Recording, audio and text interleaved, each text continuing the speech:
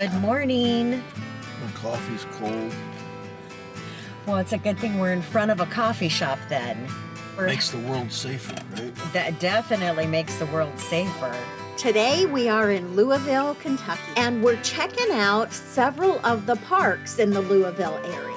Most of the videos we've seen about Louisville focus on the downtown area, the museums and tourist attractions, and of course, the bourbon. We've been to Louisville a few times and we've done many of those things. So on this trip, we thought we would focus a little bit more on natural areas and outdoor spaces. We still will hit one major tourist attraction, though. So here is my coffee.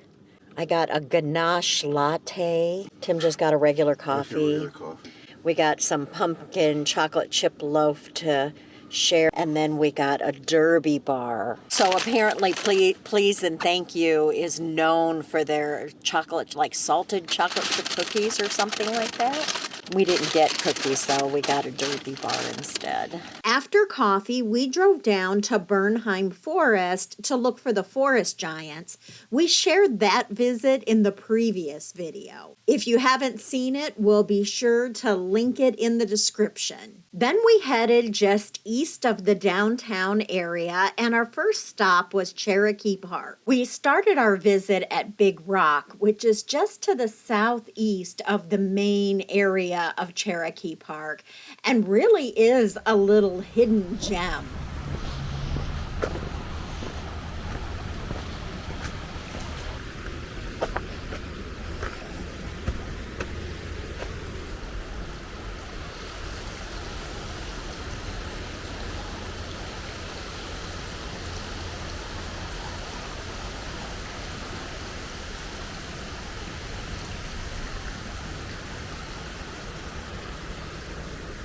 This is Beargrass Creek, and except for the occasional truck noise, you wouldn't even realize you were in the middle of a city.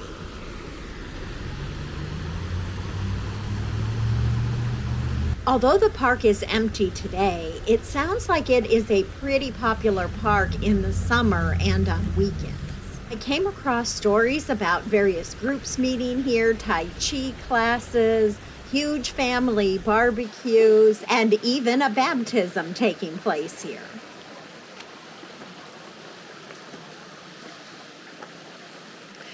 Nice little swimming picnic area. I've seen pictures, saw pictures online of kids and people swimming. It's not very deep. Hop across the stream over there to have a picnic. Interesting little spot. This time of year, though, nobody here. Well, it's a Monday, too. And it's kind of cold, so. There is a pavilion in this park as well. A little bit of graffiti, but overall, it is a pretty nice little park. We hopped back in the truck and drove over to the main area of Cherokee Park to drive the scenic loop. The scenic loop is multi-use with separate lanes for vehicles and for walkers, joggers, and bikers. And it's just a drive, just a scenic loop. I mean, there will be picnic areas, and I think there's a pavilion, maybe a golf cart. Golf cart? Golf course. There is indeed a golf course here, as well as courts and fields for just about any other sport you're interested in, including frisbee and sledding. In addition to the paved multi-use scenic loop, there are also natural surface trails for hiking and biking. Cherokee Park is sort of a historic park, as it was designed by Frederick Law Olmsted. If that name sounds familiar, it's because he also designed Central Park in New York, the Capitol grounds, and Biltmore Estate grounds. He's the acknowledged father of American landscape design and was hired in the late 1800s to design several parks and parkways in Louisville. Cherokee is one of the original 3 parks that Olmsted and his firm were commissioned to design, but as Louisville grew, many more parks and playgrounds were added. In total, Olmsted was responsible for 18 parks and 6 parkways in Louisville. Olmsted's vision for parks and urban spaces was to have interconnected natural spaces, and Louisville is said to be the most complete realization of his vision. Uh-oh. Follow detour. Okay, let's see. Where's it detouring us to? The detour took us out into the surrounding neighborhood, but one of the nice things about the park is that there are several roads into it. Once you're on the scenic route, if you want to stay on the scenic route, you just keep turning to the left. And anytime you want to leave the scenic route, you turn to the right and it takes you out into the neighborhoods. So we were back on the loop in no time. The road was closed due to a bridge project. So you're going to stay to the left. It even had, no, left. Sorry. Okay. I saw the arrow. Oh, look at the dragon fountain or thing. Viking boat. A Viking boat, is that what it is? So at the next intersection, you'll stay to the left. We're going to go see the Daniel Boone Monument. This is Beringer Hill. Okay. Left or right? So straight ahead. That would be right. Okay.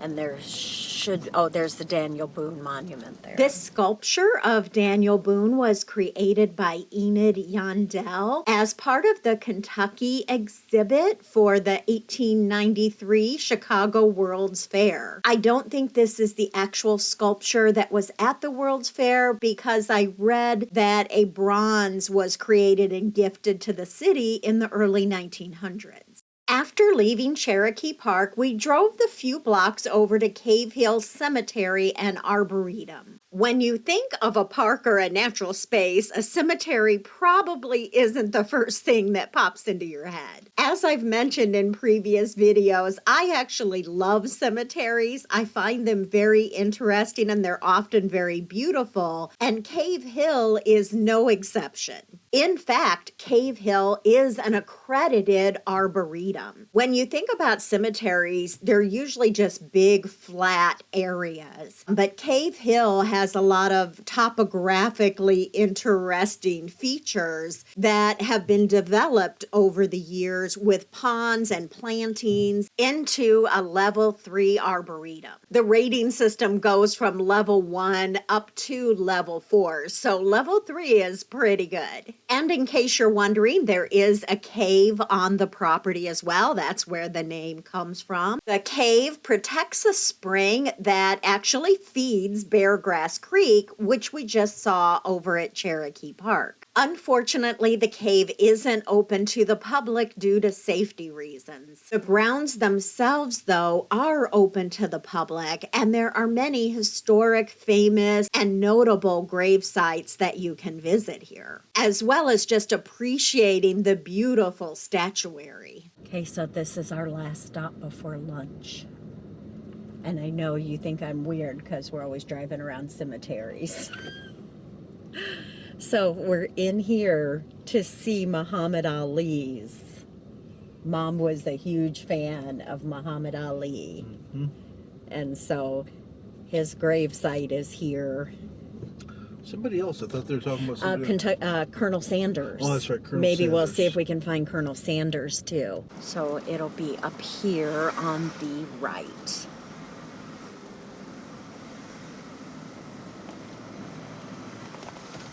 Wait, stop. Back up a little bit, yep.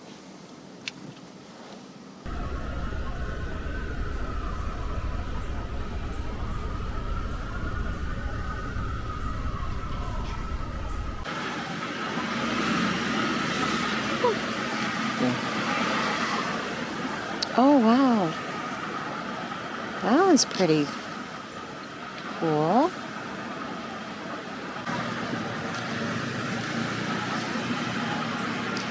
Service to others is the rent you pay for your room in heaven.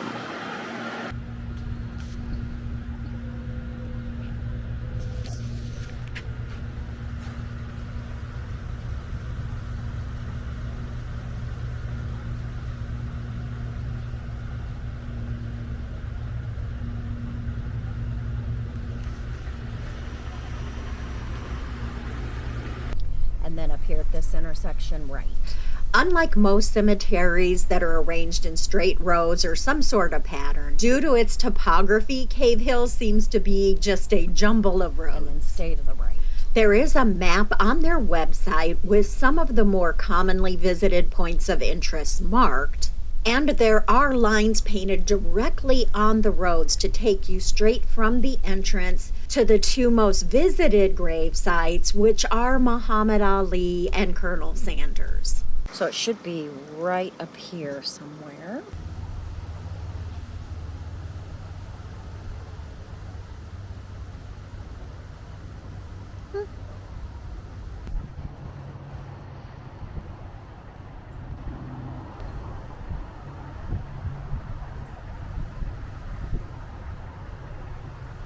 Mr. Magic's grave is up ahead here.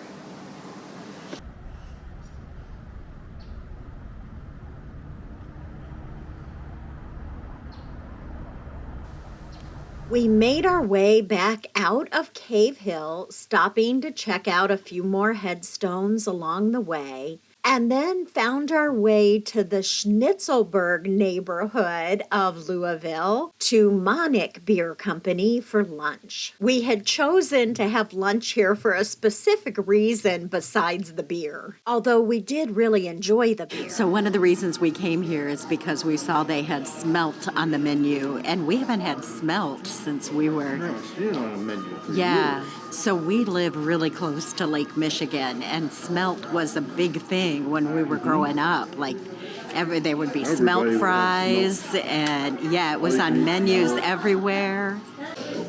That's pretty impressive there. And then the satay. So this is a peanut sauce. What are they called? They're called war fries. Oh, you ordered. War fries, yeah. So they have peanut butter, mayonnaise, and onions. Like this sauce, peanut butter, mayonnaise, onion sauce. With the schnitzel sandwiches, which are kind of too big to eat here. Monnik's was a great choice for lunch, and that peanut sauce was so good. In the next video, we'll head over to some of the waterfront parks here in Louisville, and then we'll check out Churchill Downs. Then we'll be headed back out to Land Between the Lakes again to do a little more exploring. We hope you enjoyed coming along with us on this adventure today. Thank you so much for watching.